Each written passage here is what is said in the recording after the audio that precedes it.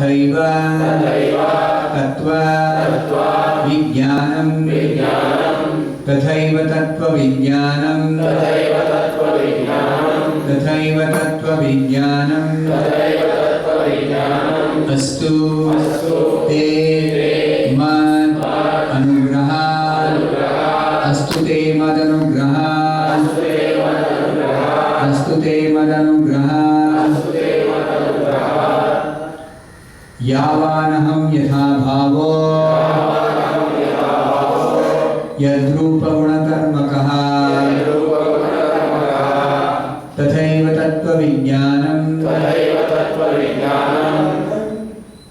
astu te mad-anugrahāt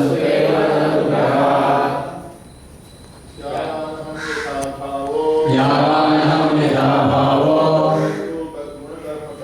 yad-rūpa-guṇa-karmakaḥ tathaiva tattva-vijñānam astu te mad-anugrahāt yāvān ahaṁ yathā-bhāvo yad-rūpa-guṇa-karmakaḥ tathaiva tattva-vijñānam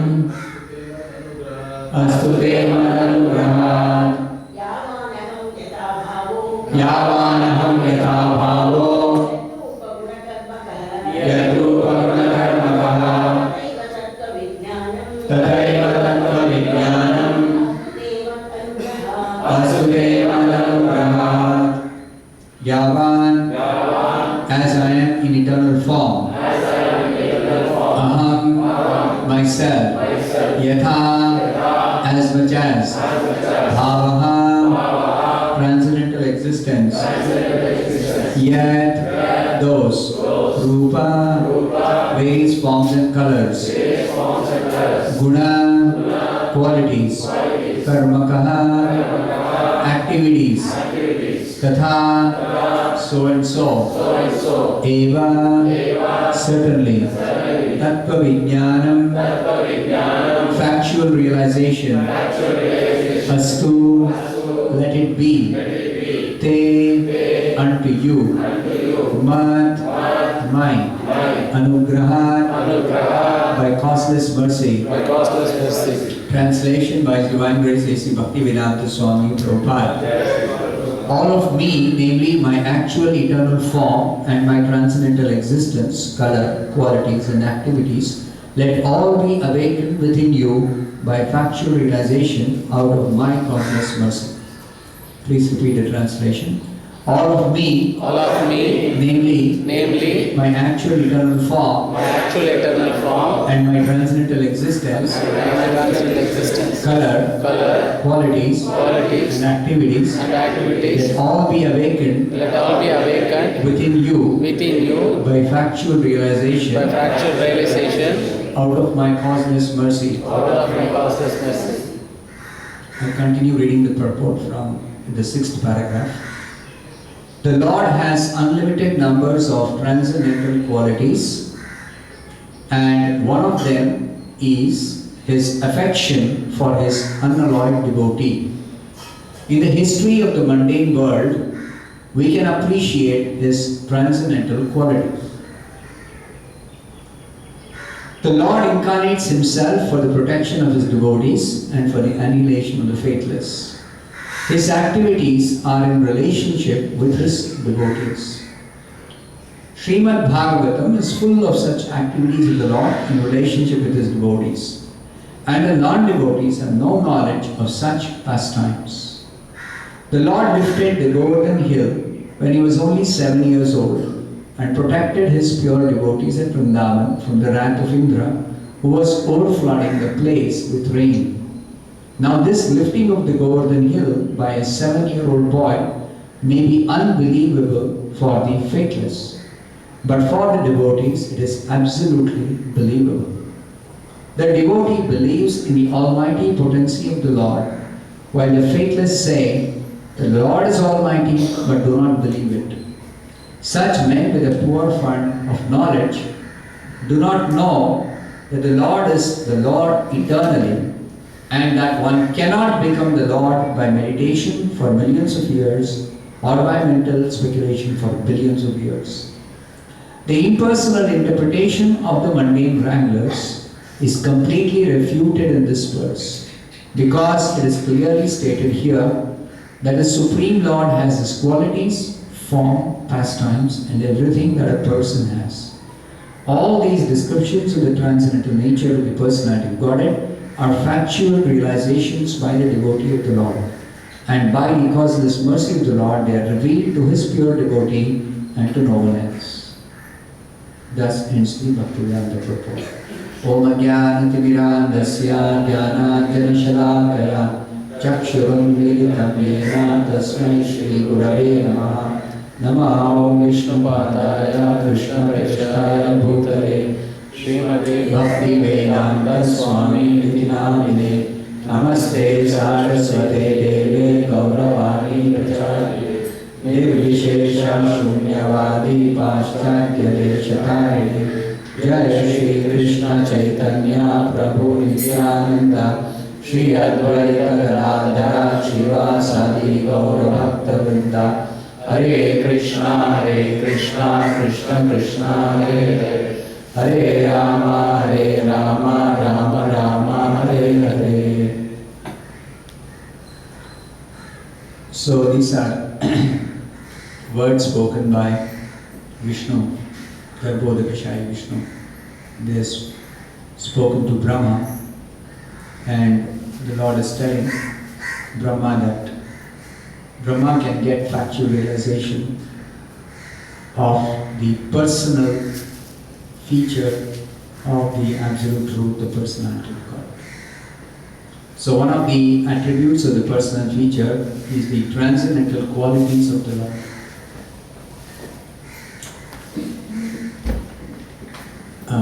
The impersonalists, when they hear about the word quality, guna, they immediately think or consider God is nirguna.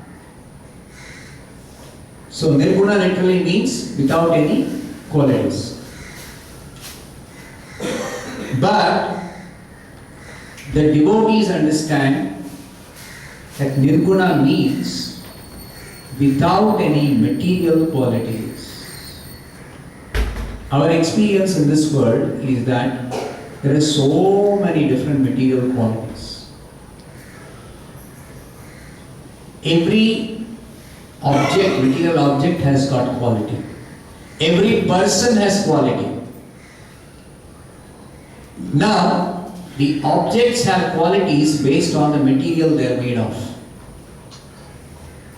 This table, if it's a wooden table, it has got qualities of wood. If there is a metal table, it will have qualities of metal. So that we can understand, these are all material qualities based on the material of which the object is made. Now what about a person of this world? What are his qualities like? So we can understand there are qualities of a person which are different than the qualities of different material objects when you consider a person. So person means he has feelings. He has got affection. He has got anger. He has got some compassion. So these are all personal qualities which are not to be found in any material object, in any dead thing, material thing. So these are qualities or attributes of a person. But our experience in this world also is that the personal qualities are not permanent qualities. A person's qualities keep changing. Just like a child may display some playful behavior or playful qualities. The same child grows up and becomes a mature person, then the playful qualities are not there. So we see these qualities of a person can change. So even though we understand person's qualities are different than the qualities of this material objects, still, because the qualities are changing, we do not attribute those qualities to the soul, to the eternal soul within the body, to the real person. And Bhagavad Gita also describes every person who takes birth in this world has got what is called as an acquired nature. Ichha dvesha samuthena dvandva mohena bharata sarva bhutani sammoham sarge yanti paramtapa.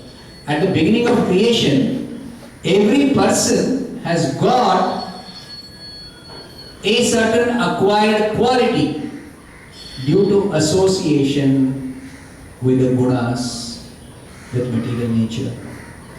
Karanam gunasambhosya sarasa yoni janmasu. Everybody takes birth according to the association with the gunas, and accordingly they have different qualities. So, the qualities a person displays or appears to have are not spiritual qualities. They are all material qualities. Even though they are not like the qualities of matter, still they are material qualities. Which means to say that if the absolute truth is without material qualities, nirguna, then the absolute truth will not have any of the qualities that we have or we display. So if we display anger, then the scriptures also say, you should control anger. Anger is not good for you. Anger may lead to so many dangerous things. Just like somebody becomes very angry, then they lose their discrimination. They lose their intelligence. Krodhat bhavati sammoha. One becomes bewildered. One's intelligence is lost or memory is completely bewildered. So, anger should be controlled. Anger is not a good quality. One should conquer anger. So naturally, the conclusion will be, this anger is actually a material quality. It is not a desirable quality. And certainly we don't expect that the absolute truth will have anger. Because absolute truth is nirguna, without any material qualities. So then how do we understand that the Supreme Lord appears in his form as Narasimha and he displays anger? So the impersonalists will say, oh, that incarnation of Narasimha is a material incarnation, a material form. Material form, naturally there will be anger. And that anger has to be controlled. And that is why the impersonalists will say, oh, Bhagavatam it is described, the Lord was very angry, Narasimha was very angry. Then Prahlad Maharaj went and pacified the Lord, and then the Lord became free from anger. And then very lovingly he placed his lotus hand on Prahlada and blessed him. Sometimes even God becomes angry when he comes in the material form. And then his anger has to come down. Just like a human being of this world. He becomes angry, then he has to pacify himself, or somebody has to pacify him. He has to give up his anger. Like that, God also. So they say that absolute truth actually doesn't have any form. But when the absolute truth incarnates, then the Absolute Truth may accept some material form. And that material form may display sometimes anger, sometimes display compassion, even compassion. Compassion also, the impersonalist think, if a person has compassion, that compassion sometimes we see is misplaced. Just like a mother is very, very compassionate with her child. But we also know when the mother does not strictly correct the child and the child grows up with some pampering by the mother, then everybody will say, mother has spoiled the child. So she should not have shown compassion for the child when it was not properly placed, improperly placed compassion, undue compassion. So even this compassion, this materialistic or this impersonalist will say, oh, that's also a material quality. That quality also should be absent in the Lord or in the Absolute Truth, it should not be there. This is material quality. So the impersonalists will argue that all these qualities we see in a person of this world are all material qualities. So there is no question of Absolute Truth having compassion, Absolute Truth having anger, Absolute Truth having any personal qualities. So it goes on to prove their point, apparently, that the Absolute Truth is impersonal, does not have personality. Because person means having some material qualities. But the Bhagavatam describes that the Absolute Truth is a transcendental person and Absolute Truth has got transcendental qualities. Now what are these transcendental qualities? What is this transcendental personality? This cannot be understood if we try to understand through our material conception of a person. In this world, we only have experience of what is a material conception of a person.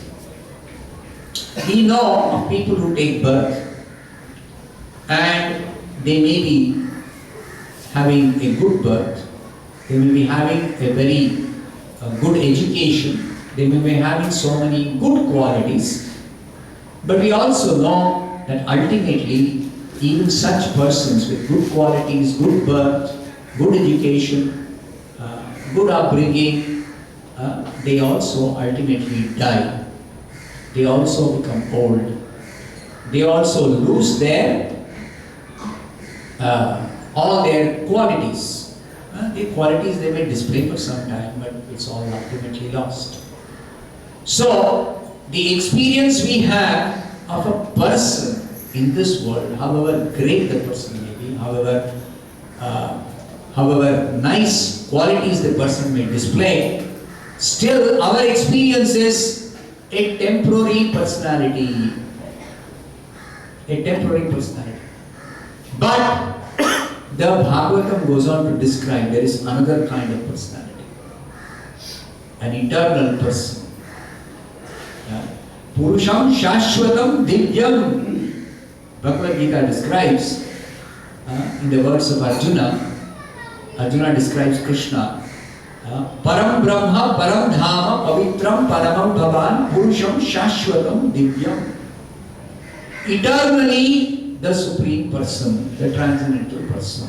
Param Brahma, the Supreme Brahma. Param Dhama, the Supreme resting place for everyone and everything. Param Brahma, Param Dhama, Pavitram Paramam, Supreme Pure. Pavitram Paramam, Bhavan, you, Krishna, you are the Supreme Brahman, you are the Supreme Abode, you are the Supreme Pure. You are eternally a person. Purusham Shashvatam. Purusham means person. Shashvatam means eternal person. Divyam, you are transcendental person. Adi Devam, you are the origin of all Devatas. Now Devatas have so many good qualities in this world. Compared to humans, compared to other created beings, devatas have so many good qualities. They have beautiful form, they have long lifespan, they have noble qualities. So even those devatas, they have an origin, Adidevam, that is Krishna. Adidevam, Ajam, Krishna is unborn. But Ajopisan Avyayatma, even though Krishna is actually unborn, he appears to take birth. Ajopisan Avyayatma, Bhutana Ishwaropisan, Prakatim Swamadishtaya, Sambhavami. Krishna appears in this world. Krishna takes birth, appears to take birth. That birth is described as Janma Karma Chame Divyam. That is transcendental appearance, transcendental birth. That birth is part of his pastimes, Leela. Transcendental activity, that part of his transcendental activity, taking birth. So, there is a different kind of personality, not within our experience normally, but which is described in the scriptures like Bhagavatam and Bhagavad Gita. And those type of qualities or appearance or activities or transcendental form, all transcendental name, all these are described in the confidential portions of the Vedic literature. So, when we hear about the personality of Godhead from the scriptures, it is clearly stated in the scriptures that we should give up all our material conceptions of form, person, qualities, or activities. We have to give up all those conceptions. To help us give up those conceptions, the Vedanta philosophy says the absolute truth is nirguna, nirakara, nirvishesha, nirvikalpa. So all the negation is negation of material qualities, material form, material personality, material attributes. And at the same time, there are transcendental attributes, Sachidananda Vigraha, Janma Karma Chame Divyam, Sambhavami Atmamaya. All these are transcendental attributes, spiritual qualities, spiritual name, spiritual form, spiritual qualities. So these are entirely different from material qualities. Now, in the Bhagavad Gita, we can clearly understand from the Bhagavad Gita that if a person becomes angry, Kama Esha, Krodha Esha, Rajoguna Samudbhava. It is a product of Rajoguna. Whereas, please put your mobiles on silent mode, it disturbs the class. Whereas,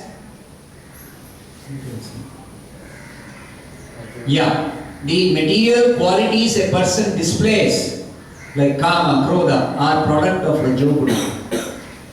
Krishna's qualities are not a product of any of the gunas. He is gunatita. He is above the material modes. So, when Lord appears as, Absolute Truth appears as Narsimha, he displays anger. That is not a result of Rajoguna, because he is completely transcendental to the modes. Then, what is that anger? That anger is actually one of the transcendental reciprocation of the Lord with his devotees. Transcendental reciprocation.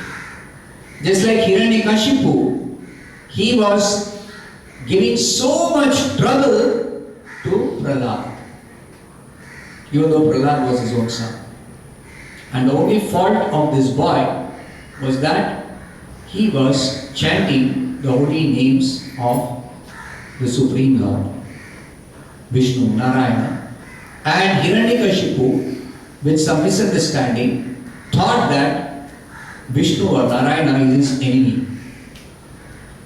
So Hiranyakashipu was telling his son, why are you glorifying or chanting the name of my enemy?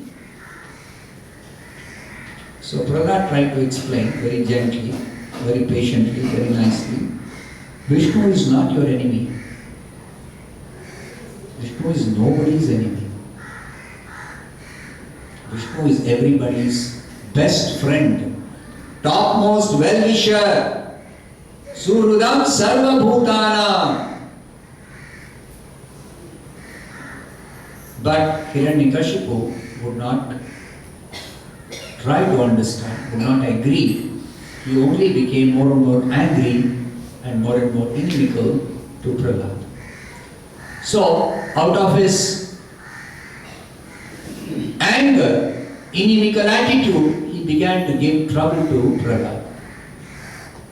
So much so that the boy was tortured.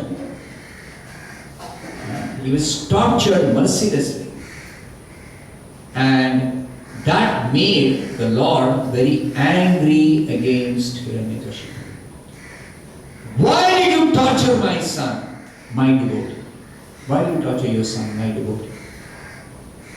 So, when the Lord displays anger, it is transcendental anger, out of his affection for his devotees. So, Prabhupada mentions here in this purport, the Lord has unlimited numbers of transcendental qualities, and one of them is his affection for his unadorned devotee.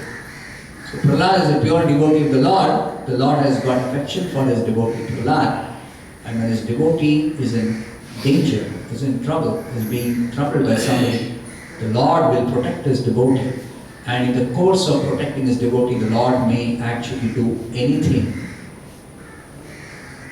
to the non-devotee. To the perpetrator of the trouble, the Lord may do anything. So because Hiranyakashipu was giving so much trouble to Prahlad, Narasimha became very angry against Hiranyakashipu. And in that anger, he actually killed Hiranyakashipu and all his supporters also, who came to attack Lord Narasimha. So, this display of anger is called transcendental anger. Why? Why is it called transcendental anger? It appears like, anger which is there in this material world, which is displayed by any ordinary person. No, it is not. Because such anger is not a result of Rajoguna.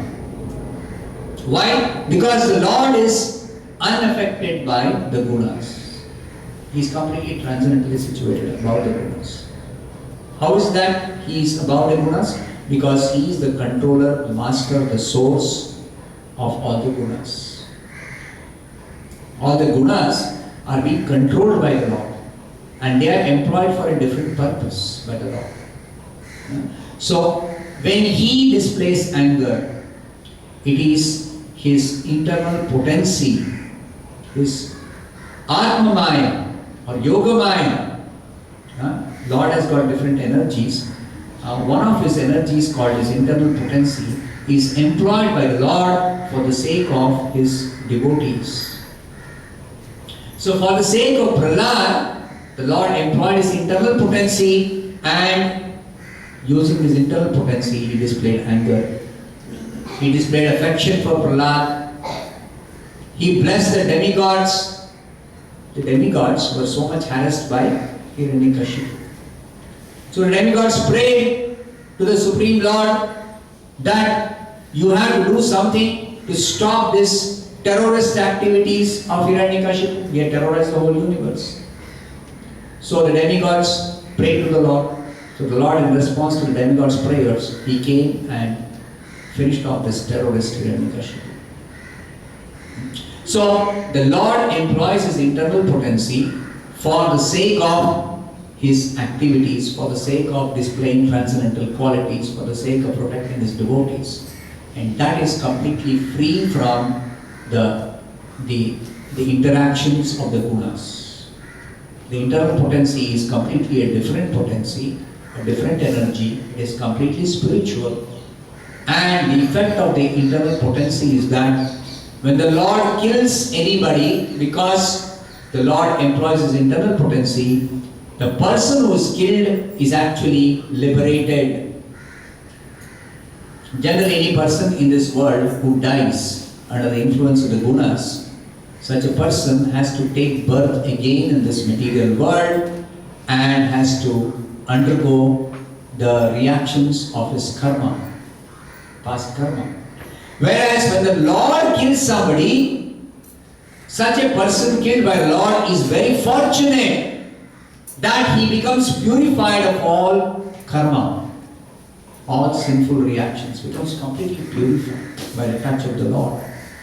And also the person gets liberation. Person gets liberation. That liberation is not possible if a person dies under the influence of the gunas. So from that we can understand the Lord's killing is as good as his protection. Both are meant for the ultimate welfare of the particular person being killed or protected. So when the Lord protects his devotees or the Lord kills the demons, both of them are benefited by the Lord transcendentally. Both of them are getting spiritual benefit from the Lord. It appears like the Lord is partial to the devatas. Lord is partial to the devotees. But actually the Lord says in the Bhagavad Gita, Samoham sarva bhuteshu name dveshu asti na priyaha.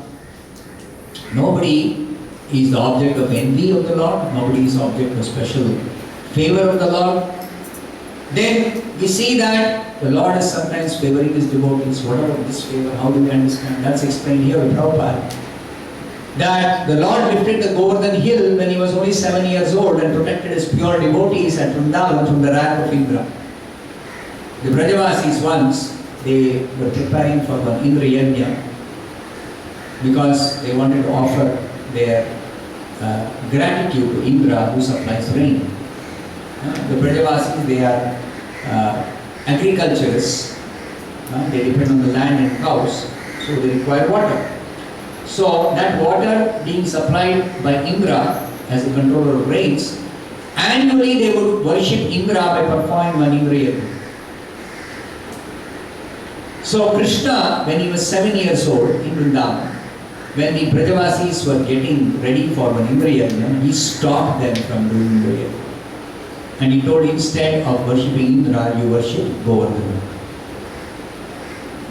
So the Brajavasis, because they are very attached to Krishna, very affectionate to Krishna, they agreed to follow Krishna's direction to not worship Indra, but to worship Govardhana. So when they worshipped Govardhana, Indra became angry. Why are these Brajavasis not worshipping me? So I will teach them a lesson. So he became angry against the Brajavasis and he sent forth torrential rains, devastating rains. And when the Brajavasis were harassed in this way, they approached Krishna and told him to protect them against this torrential rainfall. So what did Krishna do? Krishna simply lifted the Govardhan hill and protected the Brajavasis. Then Indra realized his mistake. Indra realized his mistake. And Indra came, he stopped the rainfall and came and apologized to Krishna, offered wonderful prayers to Krishna. He understood who is Krishna, not a ordinary cowherd boy, not simply some powerful yogi, because Krishna lifted the Govardhan and protected the inhabitants of Vrindavana. So somebody may think Krishna is some powerful yogi. No, Krishna is not powerful yogi. Not just another cowherd boy. Not simply some attractive child who is the center of attraction of the Brajavasis. No. He is actually the Supreme Lord who is the master of all the devatas, all the demigods. So Indra understood that Krishna is my master. He is my well-wisher. So therefore he came and begged forgiveness and he offered wonderful prayers to Krishna. So the devatas, because they are devotees, even if sometimes they mistake Krishna to be an ordinary person, By Krishna's grace, their mistaken understanding of Krishna is corrected by Krishna. Their mistaken understanding is corrected by Krishna. And they actually offer wonderful prayers to Krishna. They actually beg forgiveness from Krishna. They actually seek Krishna's protection and blessings. Whereas the demons, because they are non-devotees, therefore they cannot understand the personality of Krishna. They cannot understand the incarnations of the Lord. They cannot understand the personality of Vishnu. They categorize Vishnu as a person of this world. They categorize Vishnu as one of the devatas. They categorize Vishnu to be just another powerful devata. But they cannot understand Vishnu is not just another powerful devata. He is not a person of this world. He is completely a transcendental personality. He is the master of the gunas. He is the master of the devatas. He is the source of everything that they cannot understand. So, non-devotees, whether they be demons, whether they be impersonalists, whether they be yogis, whether they be jnanis, whether they be tapasvis, whether they be pious actors, they can never understand the personality of Godhead, Vishnu or Krishna or Narasimha or Vamana or Narayana. They cannot understand as long as they don't take to devotional service. So the only way to understand this aspect of the absolute truth, the personality aspect, whether it is personal qualities, or personal form, or personal name, of the absolute truth of the personality of God, a transcendental personality, we cannot understand without it. So Bhagavad Gita, it is said, bhaktyāmam abhijanāti yāvān yad-asmi tattva-vijñānam.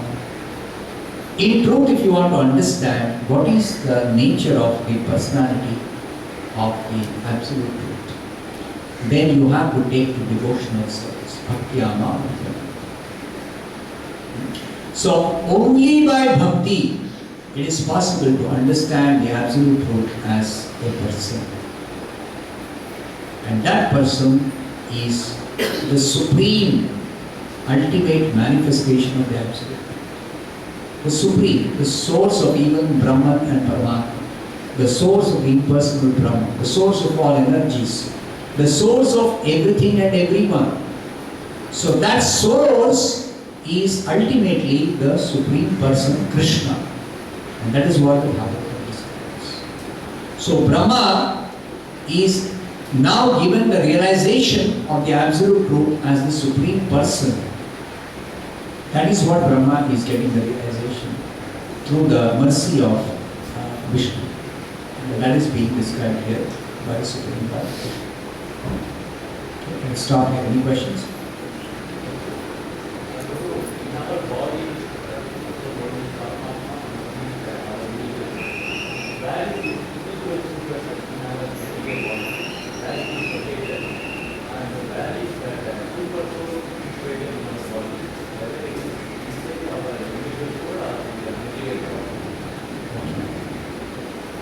Now when we talk of location, we are talking of material space. Just like I am sitting here, or all of us are sitting in this hall. So we are not in some other place. We may have a residence or we may have a place of residence. So if you are here, you are not in your home. If you are near home, you are not in the temple. Right? So we say a person is in a particular place based on where his body is. Correct? After all, the body is matter. Matter or material object can have a material location, a place. Even when it comes to subtle matter, this is gross matter. For example, a person is sitting in this hall, but mentally he can be somewhere else. He can be in his home. Right? He's sitting here, but he's thinking of his home. Maybe he's left his child and come. Oh child, me afraid, where is my father? Where has he gone? Child may be waiting, anxiously waiting for me to go back home. So I have to return immediately. Okay. So mentally he may be not here.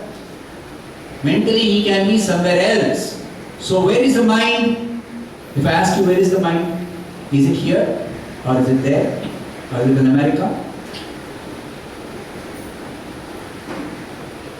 So what is the answer? Where is the mind? Mind is where your thoughts are. That is where the mind is. Generally, our thoughts are centered around our body. Therefore, we say the mind is inside here. But actually, the mind cannot be located in physical space because mind is not a physical object. This table, does it have a mind? No. So table is here means it's here, that's all. You cannot say table is here but it can also be somewhere else. No, not possible. Similarly, your body, gross body, we can only say it is in one place. You cannot say your body is here as well as in your house. No. If your body is here, it's not in the house. But your mind is not like that. Your mind is where your thoughts are. If you are thinking of your body, then your mind is in the body. If you are thinking of America, your mind is in America. It's not difficult to understand, isn't it? Likewise, where is the soul? The soul has got an attribute called consciousness. Consciousness belongs to the soul. So if you are bodily conscious, where is the soul? In the body. If you are Krishna conscious, where is the soul? With Krishna. If you are America conscious, where is your soul? In America. So the soul is where the consciousness is. Now the consciousness need not be in one place always. The consciousness can be changed. Generally, people are body conscious. So they think, I am the body. So where is their soul? In the body. If they are conscious of their wealth, all the time thinking money, money, money, money, money, money, money, money, money, sweeter than honey, then where is their consciousness? In money. So where are they? Where is the soul? In money. If they are very much attached to some person, then where is their consciousness? In that person. So they are always with that person. Always with that person. So the soul is where the consciousness is. If you become Krishna conscious, then you are with Krishna. You are always where your consciousness is. So if you become Krishna conscious and you become fixed up in Krishna consciousness, then you are always with Krishna. Even though your body may be here, your mind may be somewhere else, it doesn't matter. Your consciousness is Krishna consciousness, you are with Krishna. And where is Krishna? Krishna is always in the spiritual world. So you are always spiritual world. So if you want to go to the spiritual world, you have to change your consciousness from material consciousness to Krishna consciousness. So going to the spiritual world involves a change of consciousness. That's all. That's why Krishna says, Man-mana, think of me. Bhakto, become my devotee. What happens if you think of Krishna? Then you are with Krishna. If you think of Krishna, you are with Krishna. If you become Krishna's devotee, then your consciousness is Krishna consciousness. The consciousness is changed. We become his devotee.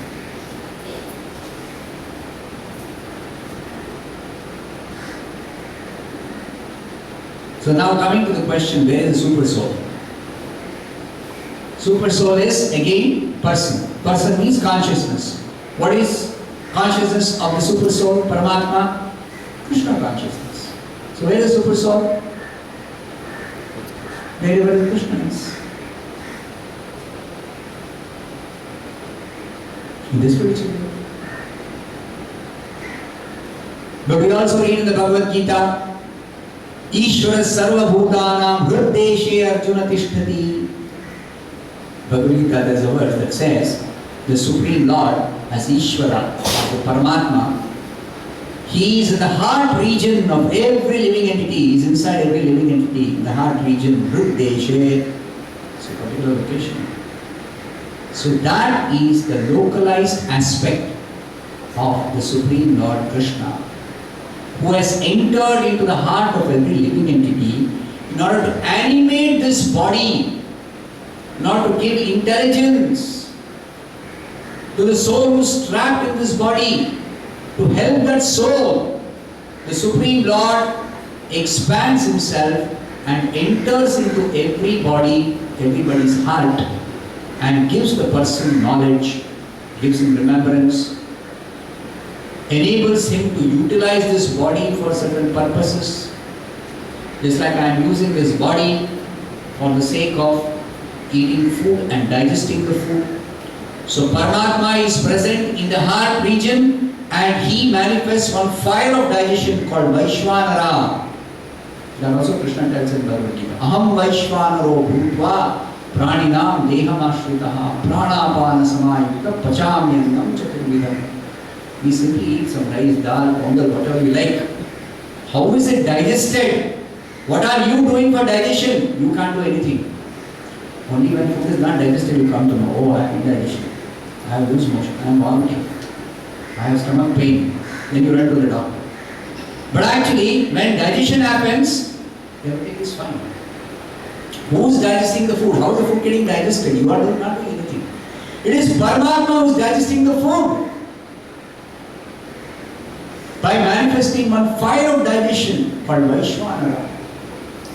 So Paramatma is here for my sake, for me to digest the food I am eating, for me to lift my hand. Paramatma is seated there and He has made one elaborate arrangement called nervous system, circulatory system, digestive system, muscular system.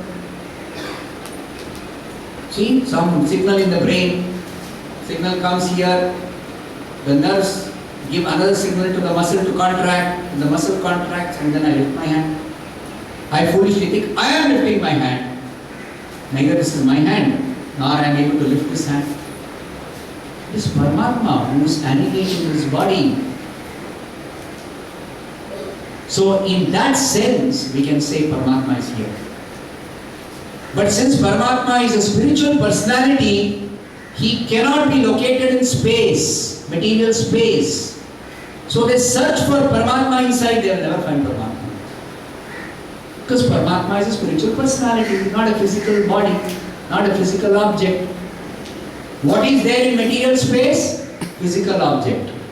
You can locate. Even mind you cannot locate. What is speak of Paramatma? Can you locate the mind here? Or anywhere in space? Can you locate the mind? No. Mind is not a gross physical object.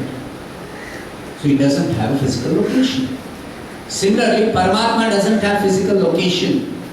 So when Bhagavad Gita Krishna says, I am seated in everybody's heart as Paramatma, it means that the Lord is actually enabling everything that is happening in this body as Paramatma. In His features, Paramatma, He is facilitating everything that is happening in this body. He is the one who gives this body what is called as consciousness. Otherwise the body is dead matter. Body is dead matter. Like this table is dead matter. Similarly, body is also dead matter. It is made up of earth, water, fire and sky. Similarly, table also. But how is this body appearing to have life symptoms? It is only because of the presence of Paramatma, who manifests something called Chetana, consciousness. The consciousness that is flowing in this body is due to the Pancha Vayu, Prana, Apana, Samana, Udana. In common parlance they say, when a person dies, what do they say? Prana hoitu. Pran chale gaya. In Tamil also you say Pran. Tamil you say that? Yes. When a person dies? Prana poichu. Prana poichu. Huh? So what is that prana? The Paramatma has left, and along with him the prana is gone. The consciousness which animates this body, which makes this body living, show life symptoms, that is gone. So I am not in this body, and because of me, oh, this body is living. No! It is because of the Paramatma the body appears to be living. Of course, I am also there in this body, trapped in the false consciousness called body consciousness. I think I am this body. I think this body is mine. Aham, mama. Two conceptions for the false ego, ahaṁkara. What is that? One is that I am this body, or this body is mine. Two conceptions. So both are actually false conceptions of the soul, of the person, of the you, of the real you. So you are not the body, neither the body belongs to you, but you think like that out of false ego, ahaṁkara. In reality, what is happening? Paramatma is animating this body and make you feel as if you are the body or the body belongs to you. To facilitate your sense gratification, your enjoyment, material enjoyment, Paramatma is making elaborate arrangement. But it is a temporary arrangement, nevertheless. It's not a permanent arrangement. So actually the Paramatma is not here. Paramatma is spiritual. Paramatma is the Supreme Person. But he expands and actually localizes himself in this heart region for the sake of the divinity. So you cannot search out for Paramatma here and find him. The yogis, they try to search out for Paramatma in the heart. They do conceive form of the Paramatma in their mind and they meditate. But simply because they meditate, simply because they do Ashtanga Yoga, they cannot see Paramatma because there is no Paramatma here. Paramatma is there in spiritual world. So they can see the Paramatma only when Paramatma, by his blessings, by his grace, he actually gives darshan. Just like we say Krishna and Balaram are here. But those who are not devotees, they will say this is simply one statue, you are calling it God. This is not God. It's a metal statue. But for a devotee, this is not a metal statue. This is actually Sakshat Krishna and Balaram, the transcendental personalities. So what is the difference? If you say God is here, atheists will say God is not here. This is simply one statue. You foolish people, you believe. You got some sentiment. You got some philosophy. You have been cheated. You are brainwashed. To think one statue is here. To think that the statue is God, you have been brainwashed. And how will they prove their point? See, when some invaders came and attacked deity of Radha Govinda in Vrindavan, what did Krishna do? You say God is there, you're worshipping. What did God do? God was simply silently sitting, doing nothing. The fellow came, he broke the temple, he stole away the deities, whatever, the jewelry, you decorate. Oh, God is there, you decorate him. Alankar Priya Vishnu, your scriptures say no. And then you do so much decoration, oh so nice. Sentimental, foolish people, there is no God. Simply one statue, one doll you are decorating. Because when somebody comes to take away the real jewelry, golden jewelry, or putting out of sentiment for God, gold jewelry nicely attracts thieves, plunderers. They come, they say, oh, foolish people, they think God is, statue is God. And then there is no God. He'll come, he will steal the golden ornaments and go away, and then you people go, oh, what does happen? You police complaint. That's all you people can do. Sentimental, foolish fellows. This is how the atheists will argue. So what is our understanding? If God is present in the form of this statue, and what is God doing? So, our understanding is that God is present, yes, only for the devotees. God for the atheist is not present in this form. For the atheist, this form is simply a statue. For the atheist, the form is simply a statue. Just like for the atheist, there is no person inside this body. This body is simply one mechanical arrangement of blood and flesh and bones and skin and brain and nervous system, circulatory system. There is no person inside this, there is no soul. All foolish people believe, atheists will say. According to the atheists, what is this body? It is simply one arrangement. That's it. The arrangement, it will stay for some time. Any arrangement in this material world you can see, in this world you can see any arrangement, it will stay for some time, that's all. No arrangement is permanent in this world. So this arrangement, it will stay 30 years, 40 years, 50 years, 80 years, it will stay. And then the arrangement is finished, over. Everything is finished. You say, person died. Why are you crying, person died? Simply one arrangement was made and the arrangement is finished. So for the atheist, there is no soul in this body, there is no real person. Simply one mechanical arrangement. Kama. Kimanya kama hayudukam. Demons, asuras, they argue.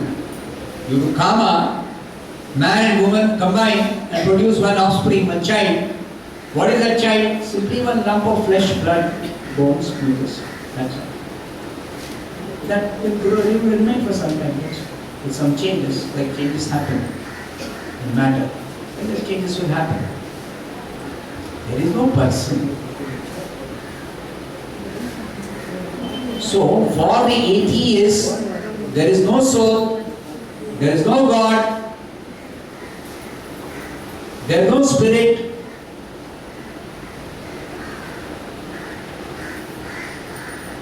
But for the devotee, there is another spiritual dimension of existence. And in that dimension, that is above the material dimension. It's beyond the material dimension. So even though Krishna is present here as the deity, that Krishna is not in the material dimension. He is not located in space and time. He is eternally there as the spiritual transcendental personality. And for the sake of his devotee, even though he doesn't exist in the material dimension, he is in the spiritual dimension, he can come in the material dimension for the sake of his devotee and accept the devotee's seva. Bless the devotee. Take the devotee's seva. So when you offer a flower to Krishna Balaram here in the deity form, Krishna Balaram accept it. Not on the material dimension, on the spiritual dimension. When the atheist comes in front of the deity, then that deity is simply one statue, that's all. Like any other statue. Any other statue, which may not be God. Like statue of one political personality is put somewhere. So nobody will think that the actual political personality is there. Just one aid for memory. For memory, for the sake of our memory, for the sake of our sentiment.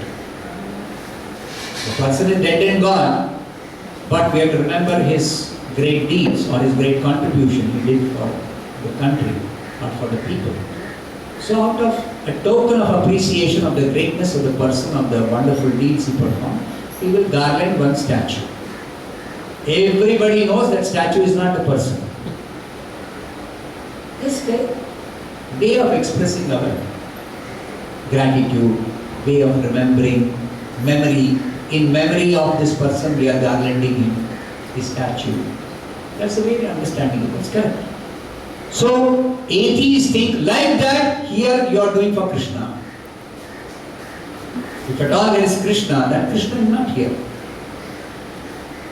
If at all there is God, then God is in your imagination. In that imagination you are projecting on one statue. And because you have some sentiment, you want to express gratitude to God. So God protected me, God is protecting me. So you garland the statue. These are all atheistic arguments. And these will be proven to the atheists, and atheists will prove to others as long as they don't take to bhakti. As long as they don't take to bhakti, for them there is no personal God, there is no spirit, there is no soul, there is no spiritual dimension. Simply the imagination or the descriptions in the scriptures, some textbooks, some birds, some feelings. Like the atheists will always, the non-devotees will always argue like that, and they will even be convinced that because they are completely under the grip of this illusory energy. So illusory energy will convince them, yes, there is no God. You are God, or everything is God. This world is real. It will convince them. That's the action of the illusory energy. So if you want to know God in his personal aspect, you have to come out of this illusion, come out of the influence of the illusory energy. Okay, stop it. Srimad Bhagavatam ki jai.